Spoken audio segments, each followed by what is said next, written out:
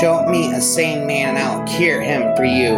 Imagine a society that subjects people to conditions that make them terribly unhappy, then gives them the drugs, take away their unhappiness. Science fiction is already happening to some extent in our own society. Instead of removing the conditions that make people depressed, modern society gives them antidepressant drugs. Pull all the plugs. How does your patient, doctor? Doctor says, not so sick, my lord, as she has trouble with thick, common fancies that keep her from rest. Macbeth says, cure her of that. Canst thou not minister to a mind disease, pluck from the memory of a rooted sorrow, raise out the written troubles of the brain, and with some sweet oblivious antidote cleanse the stuffed bosom of that perilous stuff which weighs upon her heart. Talking about one's feelings defeats the purpose of having those feelings. Once you try to put the human experience into words, it becomes little more than a spectator sport. Everything must have a cause and a name. Every random thought must have a root and something else. But I realized something about art and psychiatry. They're both self, rhymes on the shelf. I don't hold with shamans, which doctors or psychiatrists, Shakespeare, Tolstoy, or even Dickens understood more about the human condition than ever occurred to any of you. You overrated bunch of charlatans deal with the grammar of human problems, and the writers I've mentioned with the essence. Maybe you're so good at listening that you have no idea when to speak. Is psychiatry a medical enterprise concerned with treating diseases, or a humanistic enterprise concerned with helping persons with their personal problems? Psychiatry could be one or the other, but cannot despite the pretensions of protestations of psychiatrists. He both perfection is something we should all strive for. It's a duty and a joy to be perfect. One's nature. The most difficult thing is love. A loveless, driving person that just competes, and the rat race is far from perfection in my book. Imagination is absolutely critical to the quality of our lives. Our imagination enables us to leave our routine everyday existence by fantasizing about travel, food, sex, thought, and love, or having the last word. All the things that make life interesting. Imagination gives us the opportunity to envision new possibilities. It is an essential launch pad for making our hopes come true. It fires our creativity, relieves our boredom, alleviates our pain, enhances our pleasure, and enriches our most intimate relationships. When people are compulsively and constantly pulled back into the past to the last time they felt intense involvement and deep emotions, they suffer from a failure of imagination, a loss of the mental flexibility. Without imagination, there is no hope, no chance to envision a better future, no place to go, no goal to reach. Somehow the disorder hooks into all kinds of fears and insecurities of many clinicians. The flamboyance of the multiple, her intelligence and ability to conceptualize a disorder coupled with suicidal impulses are of various orders. A seriousness all seem to mask raps. A serious all seem to mask for many therapists the underlying pain, dependency, and need that are very much part of the process in many ways. A professional dealing with a multiple end crisis is in the same position as a parent dealing with a 2-year-old or with an adolescent acting out behavior, rapper equator. If there is one central intellectual reality at the end of the 20th century, it is that the biological approach to psychiatry, treating mental illness as a genetically influenced disorder, brain chemistry, has been a smashing success.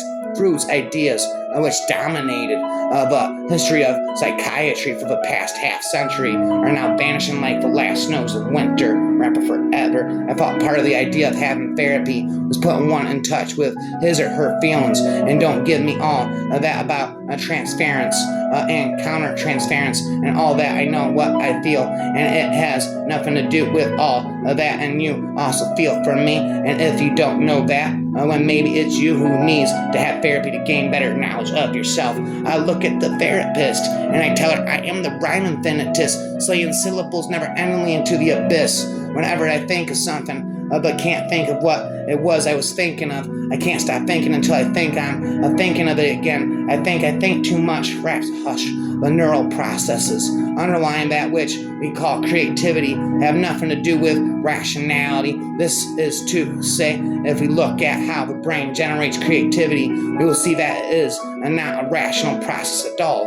Creativity is not born out of reason and rapping or end and spitting. The goal shouldn't be to make the perfect decision every time, but to make less bad decisions than everyone else. Great leaders don't lead others with bitterness or resentfulness of past mistakes. They lead with hope and knowledge of the past to inform greater decision making in the future. Some choices are better than others, and we as mortal humans cannot be expected to always choose the best ones. Kingdom come. What we can control is how we evaluate past decisions, our readiness to reflect and realize that we were wrong, our ability to admit our wrongs and move forward to say we are sorry or make amends for mistakes, to apply what we've learned from past follies and choose wiser in the present. I contend that in a random and often chaotic world of choices, that is what we can't control. When you face disappointments and trials in your life, your response dictates a character that will be created in you as a result. We often trick ourselves into thinking that we possess enough knowledge or control over any given situation to make correct choices. Maybe that is why we hold on to the decisions we make so dearly, even when we know we are wrong. We have two choices when it comes to create an impactful change in people's decision-making process. We can create technology or prohibit or create rules to follow. The greatest leaders in the world fight cognitive bias by developing rules to live by and carefully following predetermined routines to maximize efficiency and control of their environment. Imagine a world full of people who take their choices seriously, carefully weighing the options presented to them. I wonder where we would be if people put as much thought into their decision-making process as they do so many other things in their lives. Rhymes. We are all skyscrapers, continually adding rooms and floors to who we are. Once one floor is done, the next begins, and the result is a constant work in progress. The best business leaders treat their companies like projects, never to be completed, only improved and refined. So why shouldn't we also treat ourselves as such? Even in an age where the answer to almost all of life's questions is a simple Google search away, we often don't take the time to read the entire article for the answer. We don't make time to actively seek out the truth, only the first or most relevant result. I look at the therapist and I tell her I am the rhyme infinitist, slaying infinite syllables into the abyss, my infinite syllable pit. I look at the therapist, tell her I am the rhyme infinitist. Sometimes it is very difficult to keep in mind the fact that the parents too have reasons for what they do, have reasons locked in the depths of their personalities, for their inability to love, to understand, to give of themselves to their children. People must come to the understanding that they do not have a fixed identity. They have the power to identify and alter features of their personalities that they find negative or unpleasant. Not everyone is always going to like you. What impresses one person may turn another way to find own self be true. The challenge of being authentic for people pleasers is that we really want people to like and accept us. Being vulnerable, however, requires that we come to terms with the fact that not everyone is going to like us, and that it is okay. Not everyone needs to like us. Each conversation provides an opportunity to strengthen relationships and achieve better outcomes. Information exchange can influence a person's mental state, so it's crucial to use communication in a way that promotes positive change in others and yourself. A complete human being that is the Son of Man is at the heart of this new person born into the kingdom of God, because personality is the ultimately valuable thing in creation, since it is life's most unique expression, and because the kingdom is the goal. A personality of the kingdom is futuristic and goal-centered. And your hesitation, I found my answer. If you aren't intentional, you'll turn out ordinary. We are what we choose to be, so choose wise and choose right. Who you want to be in this world. Our personality is shaped by all of our experiences, both good and bad, as well as our knowledge and wisdom. It is not static, but rather constantly evolving. Dreaming about $1 million in your account without investing $1,000 in yourself or your business is a sign of a fool. The Lord Buddha said, a strong mind is not affected by the dualities of praise and blame. It does not seek validation or approval from others, nor does it allow criticism to undermine its confidence. Instead, it remains grounded in its own inherent strength and wisdom. You cannot shed your past mistakes they are in self-denial to your present sentient, but they made you who you are and what you have become. Releasing what no longer serves us isn't a sign of weakness. It's a courageous step towards embracing our own happiness and fulfillment. Act the person you want to be. Your right people will hear you differently. Confidence walks into a room differently. Don't seek popularity, seek integrity and authenticity. Everything else will follow. Too busy focusing on my grass to worry about whoever yours is greener. We're forever. I look at the therapist and I tell her I am the rhyme infinitist, forever spitting syllables into the abyss of my infinite syllable mix, my pit, and every bit of honest right and spitting. In the world, there is a base theme. I try to understand men. If you understand each other, you will be kind to each other. Knowing a man well never leads to hate, and nearly always leads to love. There are shorter means, many of them. There is right in promoting social change, right in punishing injustice, right in celebration of heroism, but always that base theme, try to understand each other. Why do people want to talk to each other? I mean, what are the things people always want to find out about other people? If you put good apples into a bad situation, you'll get bad apples. The line between good and evil is permeable, and almost anyone can be induced to cross it when pressured by situational forces. Heroes are those who can somehow resist the power of the situation and act out of noble motives or behave in ways that do not demean others when they easily can. The level of shyness has gone up dramatically in the last decade. I think shyness is an index of social pathology, rather than a pathology of the individual. Rabble, a bristle, a dazzle, a purple snapple. Each individual possesses a conscience, which, to a greater or lesser degree, serves to restrain the unimpeded flow of impulses destructive to others. But when he emerges his person into an organizational structure, a new creature replaces autonomous, a man unhindered by the limitations of individual morality, freed of humane inhibition, mindful only of the sanctions of authority. Human behavior is incredibly pliable, plastic. Time perspective is one of the most powerful influences on all human behavior. We're trying to show how people become biased to being exclusively past, present, or future-oriented, being hurt, personally triggered, curiosity about how such beliefs are formed. Situational variables can exert powerful influences over human behavior, more so that we can recognize or acknowledge.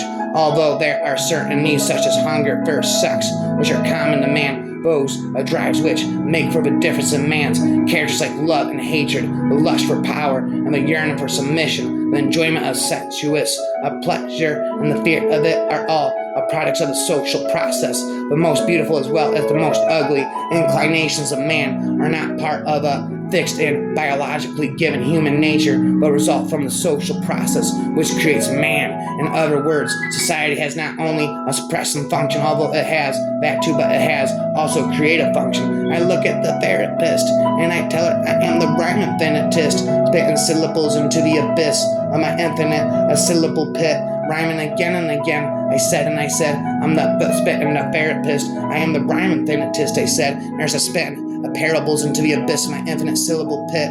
Biblical, I said. Friends are the family you choose. It's not what happens to us, but our response to what happens to us that hurts us. Procrastination is the art of keeping up with yesterday. People with great passions, people who accomplish great deeds, people who possess strong feelings, even people with great minds and a strong personality rarely come out of good little boys and girls, perhaps because I'll never beat one. Humans are interesting to me. I am an inconsistent creature. Perhaps it is the pressure of my past and not my own perverse mind that has made me into the contradictory being. I am all too well aware of this fault in myself. You must forgive me. To summarize, using money to motivate people can be a double-edged sword. for tasks that require cognitive ability. Low to moderate performance-based incentives can't help but when the incentive level is very high, it can command too much attention and thereby distract the person's mind with thoughts about the reward. This can create stress and ultimately reduce the level of performance. The internet is the petri dish of humanity. We can't control what grows in it, but we don't have to watch it either.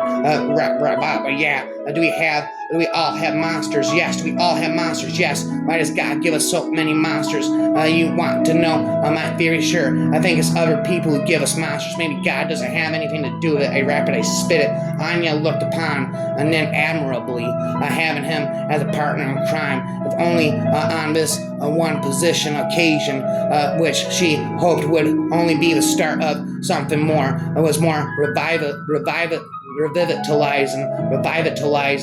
than the cheap frills of a cookie-cutter, shallow, superficial romance, where the top priority was how beautiful a person was on the outside. That was when I first observed a phenomenon I now call the New York slide. You offer your words to try to communicate and connect with someone, but your words just hit a brick wall the person has erected to ward off human content, where words slide down and roll away. General benevolence, but not a general friendship, make a man what he ought to be, but very little achievement is required in order to pity another man's shortcomings.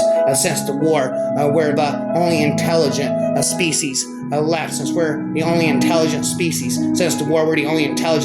left in the universe, therefore we think everything in the universe has to conform to our paradigm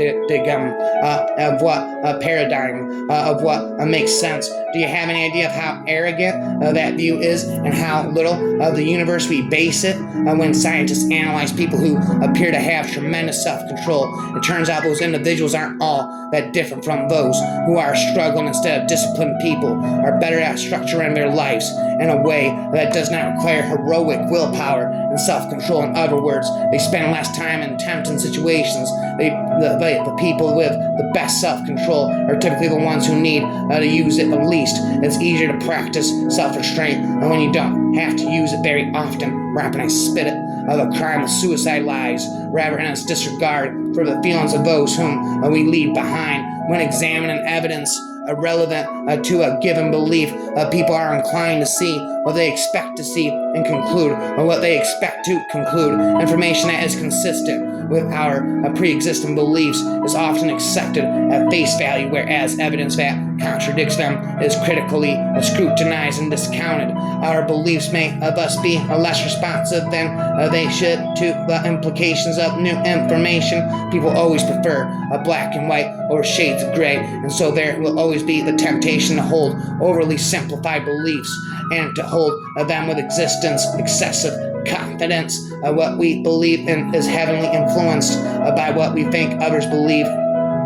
What sets our species apart is not just what men will do to other men, but how tirelessly they justify it. Much of human behavior can be explained by watching the wild beasts around us. They are constantly teaching us things about ourselves and the way of the universe, but most people are too blind to watch and listen. Rapping and spitting, a wonderful area for speculative academic work, is the unknowable. These days, religious subjects are in disfavor, but there are still plenty of good topics: the nature of consciousness, the workings of the brain, the origin of aggression, the origin of language, the origin of life on Earth.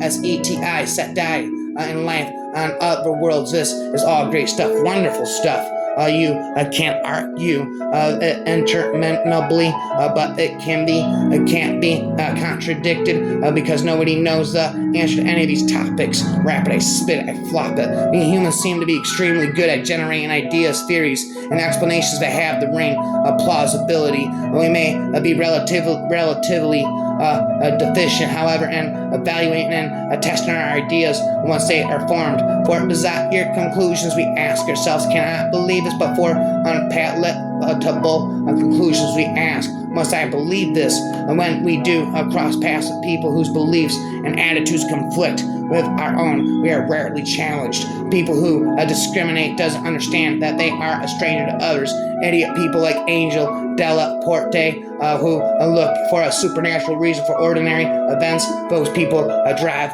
misty nuts, rapping put put da da put da da put put looks like tut tut looks like rain, spitting in the rain, infinite pain, in a very real sense. We have two minds, one that thinks and one that feels. Our dreams and theories, our dreams and stories may contain implicit aspects of our lives, even without our awareness. In fact, storytelling may be a primary way in which we can linguistically communicate to others as well as to ourselves, with sometimes hidden contents of our implicitly remembering minds. Stories make available perspectives on the emotional themes of our implicit memory that may otherwise be consciously unavailable to us. This may be one reason why a journal writing and intimate communication with others, which are so often narrative processes, have such powerful organizing effects on the mind. They allow us to modulate our emotions and make sense of the world.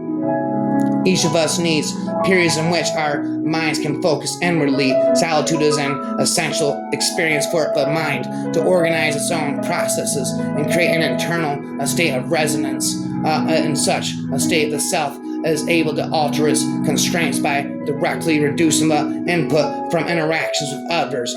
At the most basic level, therefore, secure attachments in both childhood and adulthood are established by two individuals sharing a nonverbal focus on the energy flow, emotional states, and a verbal focus on the information processing aspects, representational processes of memory and narrative of mental life. The matter of the mind matters for secure attachments. Psychopathy is like sunlight. Overexposure can hasten one's demise in grotesque, carcinogenic fashion, but regulated exposure at controlled and optimal levels can have a significant positive impact on well-being and quality of life. Internal mental experience is not the product of a photographic process. Internal reality is in fact constructed by the brain as it interacts with the environment in the present, in the context of its past experiences, and the expectancies of the future. At a level of perceptual categorizations, we have reached a land of mental representation quite distant from the layers of the world, just inches away from their place inside the skull. This is the reason why each of us experiences a unique way of minding the world. Leaving out appraisal also would render the biological description of a phenomena of emotion vulnerable to the caricature that emotions without an appraisal phase are meaningless events. It would be more difficult to see how beautiful and amazingly intelligent emotions could be, and how powerfully they can solve problems for us. How dare a person tell a woman how to dress, how to talk, how to behave? Any being who does that is no human. Rapid conclusion: not all encounters with the world affect the mind equally. Studies have demonstrated that if the brain appraises an event as meaningful, it will be more likely to be recalled in the future. We must keep in mind that only a part of memory can be translated into the language-based packets of information people use to tell their life stories to others. Learning to be open to many layers of communications is a fundamental part of getting to know another person's life. Rhymes, call it order, call it chaos. Chaos, Billy, take the apple. Chaos is all in the brain, as all fields of human knowledge depend on the functioning of the brain. There is nothing to prevent the application of neuropsychology to disciplines such as economics, aesthetics, pedagogy, theology. There is nothing supernatural about visions, or to be more accurate, contrary to traditional belief, it's not messages from some extraterrestrial domain. Visions are indeed messages from a mysterious realm, all right, but like the everyday realm of human perception, the transcendental realm, as well as is creation of brain chemicals. I won't go into details here, as I already did that in my early days. One of my earliest works, Autobiography of God, contains a detailed analytical amount of the neurobiology transcendental experiences. However, the question is not whether there is an explanation, but the question is it worth explaining? Because while sometimes the lack of explanation facilitates superstition, some things are better left explained, such as love. Neurons giveth, neurons taketh away. By neurons we forge a self. With neurons we fade away. We are the makers of observable reality shaped by hopes and biases of our own. If you are learning psychology to manipulate people, you don't need lessons. You need treatment. A rap that spit it touches the most basic of and fundamental of human experience. Before we can suckle, before we can even see, we are enveloped by the welcoming arms of our mother as we nestle into her body, feel the steadiness of her heartbeat, breathe her smell. We end ourselves with her as our beacon. Her body, her voice, her skin, her touch become the way we orient ourselves as we make our personal journey through infancy, childhood, and beyond, and touches among the most crucial of these elements, not only providing us, in the case of love and touch, with a sense of security and ease in our bodies, shaping our biology and our neural circuitry in ways that will affect our tempers and our personality throughout our lives. Fear resisted is fear amplified, fear embraced is fear relieved. Most fears are rooted in imagination. Observe yourself and all is revealed. Fear resisted is fear amplified, fear embraced is fear relieved. Indeed, neurons can make or break the world. Time is memory. When we match another human being making a movement, whether it is sticking out a tongue, carrying packages, swerving, dancing, eating, or clapping hands, our neurons fire in the same way as if we ourselves were making the movement from the brain's perspective. Watching is pretty similar to doing. The brain has a built-in empathic and mimicking capacity. It translates what is seen through the eyes into equivalent of doing, and is structured to absorb and prepare itself for what we may not yet have mastered. For a rapper, a body cannot survive in the vacuum of space. Mind cannot survive in the vacuum of time. Brain cannot survive in the vacuum of skull, so it floats about in the fluid of the spine. People usually revenge the younger version of themselves and not the actual aggressor as a crutch. Some obsessively concern themselves with the personal lives of others, and as an act of denial from their own personal life, and they're spitting rhymes all night. He recognized a portrait of Einstein because he picked up the characteristic hair and mustache, and the same thing happened with one or two other people. Or at Ike Paul, he said, when shown a portrait of his brother, well, that square jaw, those big teeth, I would know Paul anywhere, but was it Paul that he recognized, or one of two of his features on the bias of which he could make a reasonable guess as to the subject's identity? He approached these faces, even of those near and dear, as if they were abstract puzzles or tests. He did not relate to them. He did not behold. No face was familiar to him. A scene as a bow of being just identified as a set of features in it. Thus, there was formal, but no trace of personal gnosis, and with this went his indifference or blindness to expression. A face to us is a person looking out. We see, as it were, the person through his persona, his face. I had stopped at a florist on my way to his apartment and bought myself an extravagant red rose for my buttonhole, and now I removed this and handed it to him. He took it to like a botanist or a morphologist given a specimen, not like a person given a flower about 6 inches in length. He commented, convoluted a red form with a linear green attachment. It's just like the Eaton, she explained. I put his casual clothes out in all the usual places, and he dresses without difficulty, seen into himself. He does everything seen into himself, but if he's interrupted or loses the thread, he comes to a complete stop. Doesn't know his clothes or his body. He stays all the time, eating songs, dressing songs, bathing songs. Everything he can't do, anything less, he makes a song. Mere neurons are active when a person is recognizing their own face. The very act of self-reflection may have been made possible via mere neurons, which allow us to reflect on an internal representation of thyself. As a species, we have wasted a lot of our time on this planet holding on to the purely discriminatory and non-variant versions of our exclusively personal realities. A great many ages have passed this way, and it made us lose a lot. Our sisters, our brothers, our loved ones, all because while some of us were trying to hold on to our own pure personal world, others were doing the same, and all through history it has only led to death and destruction.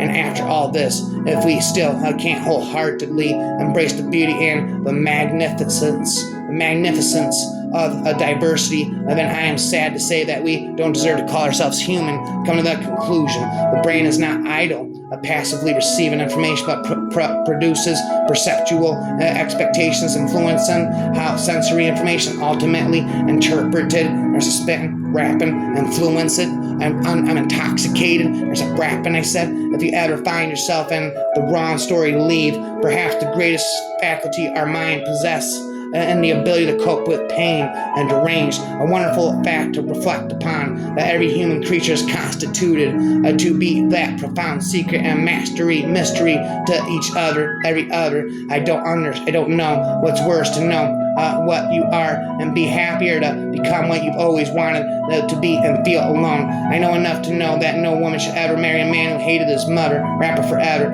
According to Madame Pomfrey, faults could leave deeper scars than almost anything else wraps on the shelf at Belch. It's been about all night and all day. Away goes today.